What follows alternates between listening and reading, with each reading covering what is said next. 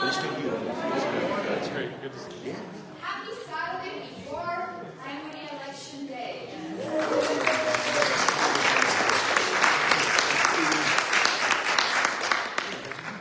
Welcome to Fayette Democratic Women. For those of you that may not know much about us, our mission and our vision are posted. Because I know a lot of candidates made a long trip here today, I want to be respectful of their time and try to get them in and out as they have requested, so I'm going to keep my comments brief.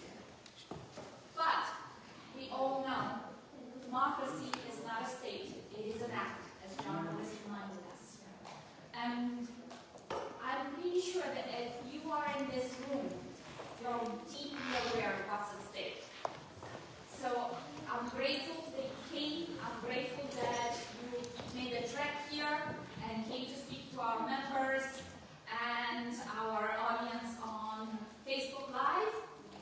So, thank you again very, very much for being engaged and doing your best to save our democracy. Okay, just really quickly, in case you did not know already, although that may mean that we haven't done our job of educating you very well, the judicial races, this is it. The primary is it. There is no second redo in November. So please ensure that you vote for your candidates for the judicial races. The Public Service Commission, whoever comes out of the primary is going to be facing the Republicans in November. Whoever comes out of the state House and the Senate races, the U.S. congressional races, is going to be facing Republicans unless the Republicans are not running a representative in that race, which a couple of them are listed up here. So, without further ado, I would like to invite Josh Lauren, candidate for Lieutenant Governor.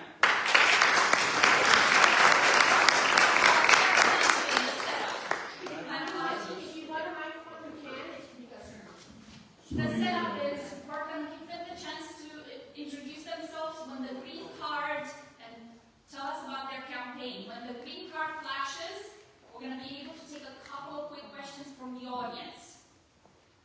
And the yellow, 1 minute left for the candidate. Red, time out.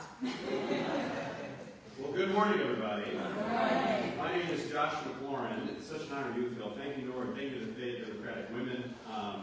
Us candidates, we can't tell you how excited we are to be here because there's only 3 days left until the primary. A lot of us have been running for a long time. I've been running for a year, which is 1/8 of my state legislative experience. I've been in the state house for 4 years. I was there in 2018 to 2022 after flipping a seat, a Republican seat in North Louisville County.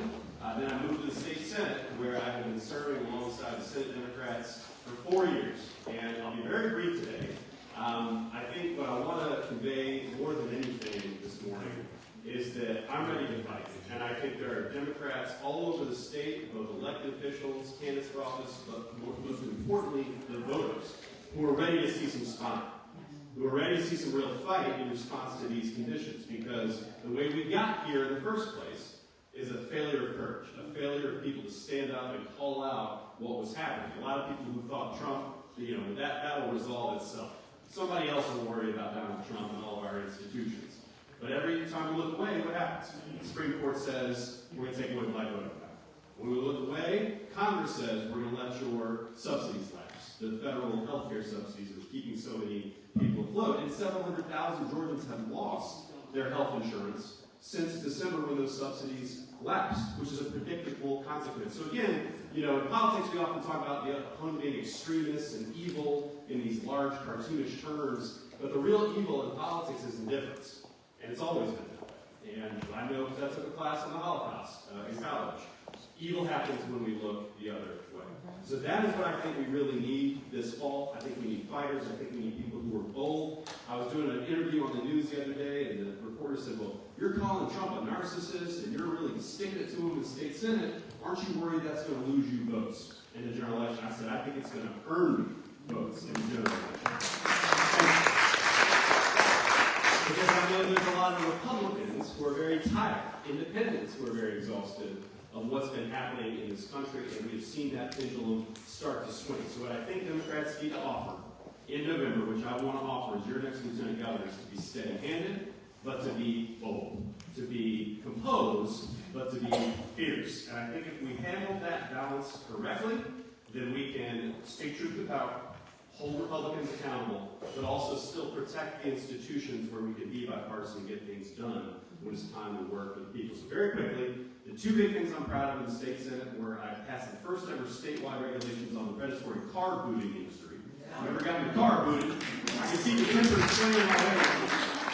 They're out to get you. They don't care if you follow the rules or not. $75 and they hold your hostage. So they don't pay kickbacks. I don't know if y'all know this. The booting company's paying kickbacks to the property owners, and the property owners were looking the other way, talking about indifference and evil, right? So I managed to ban kickbacks in the state of Georgia and put some basic guardrails on that industry. The other thing I did is I put $1 million in the budget working with Republican leadership for breakthrough therapy research for veterans with post-traumatic stress. So I was able to expand Emory's lab to handle new patients and do research into these breakthrough therapies that are even better than pharmaceuticals can possibly offer. So real results with that kind of ethic of being fierce. Now, that doesn't mean I don't give it to them on the floor. I still work with Republicans, but you got to go check out my Instagram for my floor speeches because I do think we need to be vocal and speak up, and that's the kind of leadership I want. And I'll end before taking questions with endorsements. I think the question for Democrats on Tuesday is, who do Democrats trust to lead in this state? I have the endorsement of over 60 of my state legislative colleagues, dozens of legislators that I've worked with, 17 in the Senate, over 40 in the House, including Senator Kenya Wicks. She has endorsed me, and I'm supporting her for her re-election. She's a wonderful public servant, and I know she's not here right now, but I'm really honored to have her support. But also groups like the AFL-CIO, Georgia Equality, Georgia Association of Educators, Georgia Association of Black Women Attorneys, Young Democrats of Georgia, Indivisible North Georgia, and I'm going to forget a couple, but they're on my website, joshforgeorgia.com or joshmclaurin.com. What I'm really proud of is over the last 12 months, I've been all over the state, dozens of counties, and we've built truly a consensus campaign that somebody can be a fighter, but also get things done. And that's what we need to lead the state Senate. We need somebody who understands the legislative process, but has the consensus behind them that they can bring to the fight. So that's me in a nutshell. Josh McLaurin. I've got to run out to a candidates launch because we're supporting a number of state house candidates, but I'm happy to answer any questions. Please. Yes, I want to know, as running for lieutenant governor, what role do you feel like you should play in supporting small businesses, emerging businesses, just because there's so much corporate takeover that's happening within the state? How do you view that? That's a great question. I think that we have several narratives, several stories about how we do life in Georgia that are wrong. They're on their head, and they should be reversed. One of them is how we do economic development. Right now in this state, when Brian Cook says keep chopping, I'm not sure exactly what he means. The jury's still out. One of Georgia's great mysteries. But I think one of the things he means is just keep handing out millions and billions of dollars in tax incentives and tax giveaways to big corporations, and they don't even necessarily use local labor when they bring in quote-unquote new jobs. We need to be turning that on its head, and we need to go to rural areas around the state, smaller towns around the state, talk to the storefronts, talk to small businesses, say, what do y'all need? They need investment, right? They need investment in the, is my time done?